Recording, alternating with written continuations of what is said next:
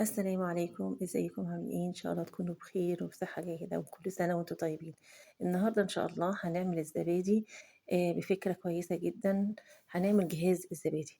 الفكرة مش في المقادير، أكيد كلنا عارفين مقادير الزبادي بيتعمل إزاي، لكن الفكرة في طريقة عمايله، اللي هو بدون فرن، بدون أي حاجة. إحنا هنعمل الجهاز بتاع الزبادي زيه بأقل تكلفة.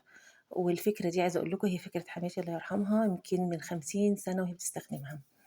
شايفين الزبادي ثابت إزاي، شايفينه عامل إزاي، شكله حلو وكريمي. ويلا بينا نبتدي مقاديرنا ونشوف هنبتدي إزاي.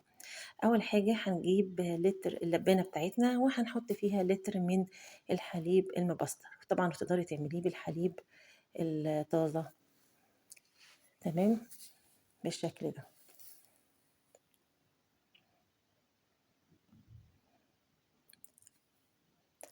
أنا هاحط الحليب على النار لغاية ما يدفى زي دمع العين، وأجهز الخميرة بتاعته اللي هي عبارة عن كوباية من الزبادي، اللي هي هاتي الزبادي الجاهز ده عشان هو حليب مبستر ينفع معاه الزبدية دي بتكون ناعمة جدا عن الزبادي البلدي. تمام، أنا جبت المضرب السلك وبضربها كويس جدا أنعمها تبقى كريمي جدا، وأحط عليه حوالي 3 معالق من الحليب. زي ما انتم شايفين تقدري تضربيهم في الخلاط لو مش عارفة توصلي للقوام الكريمي، زي ما شايفين بالشكل ده. شوفي الحليب بتاعنا اهو وصل لدرجة دفيانه لدمع العين. يعني ازاي؟ يعني تحطي صبعك تقدري تستحملي درجة حرارته آه على صبعك. تمام، هنزل بقى بالزبدية اللي انا دوبتها في الحليب اللي هي وزنها 180 جرام،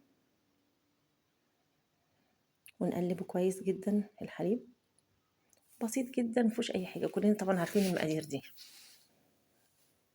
بعد كده انا هعمله في طواجن صغيرة. هجيب الطاجن وابتدي اصب فيه الزبادي بتاعنا زي ما انتم شايفين بالشكل ده. هعمل بقى كل الطواجن وبعد كده نرجع تاني مع بعض. انا هنا كده مليت كل الطواجن، ويلا بينا نشوف فكرتنا اللي بقالها 50 سنة. ده صندوق عادي جدا، صندوق شيبسي، اي صندوق عندك تجيبيه من عند اي بقال هيديهولك من غير فلوس. انا حطيت هنا من جواه مفرش وهبتدي ارص فيه اللي هي طواجن الزبادي بتاعتي زي ما انتم شايفين بالشكل ده. ادي كده حطيناه في الصندوق. تمام، الفكرة بقى بتاعتي اللي انا عاملاها هنا، انا جايبة هنا لمبة بدويل بالشكل زي ما انتم شايفين، واخرها الفيشة، ومثبتاها على خشبة علشان اقدر اثبتها على حرف الصندوق من فوق. طبعا اللمبة هنا هي اللي هتساعد على ترويب الزبادي بالشكل ده. هنشوف دلوقتي هنعملها ازاي، اوريكم الفكرة. ابتدي احط اللمبة كده هي والخشبة. انا عندي خشبة قديمة انا مثبتاها عليها بالشكل ده. ادي كده نورتها، وهنغطيه، نقفل الصندوق بالشكل ده. وبعدين تقدري تغطيه بأي حاجة، تقدري تغطيه بشال، بدفاية، بأي حاجة تقدري تغطيه، وهسيبه لمدة ساعتين. تمام، بعد الساعتين بقى هنرجع نشوفه عامل ازاي.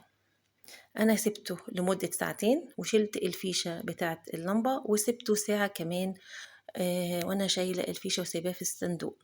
تمام، وهنا يعتبر بعد ال3 ساعات. شايفين شكله عامل ازاي؟ يلا بينا ناخده ونصوره ونشوفه آه كريمي ولا مش كريمي. يلا بينا. اتمنى اذا وصلتوا معايا في الفيديو في المرحلة دي، اتمنى تشتركوا في القناة وتفعلوا زر الجرس عشان يوصلكوا كل جديد. شايفين الزبادي؟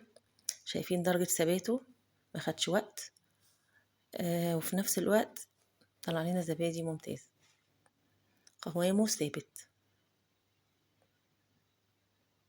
يلا بقى، يلا نقلبه بقى ونشوف هيبقى عامل ازاي. ايوه كده، شايفين؟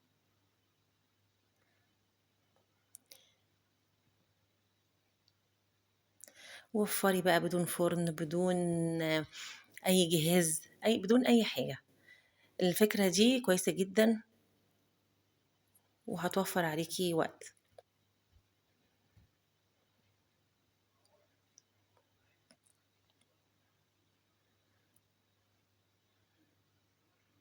طبعا احنا عارفين ان الزبادي اللبن المبستر ما بيعملش قشطة فوق الزبادي، لكن الزبادي البقري الطبيعي الطازة هو اللي بيعمل القشطة.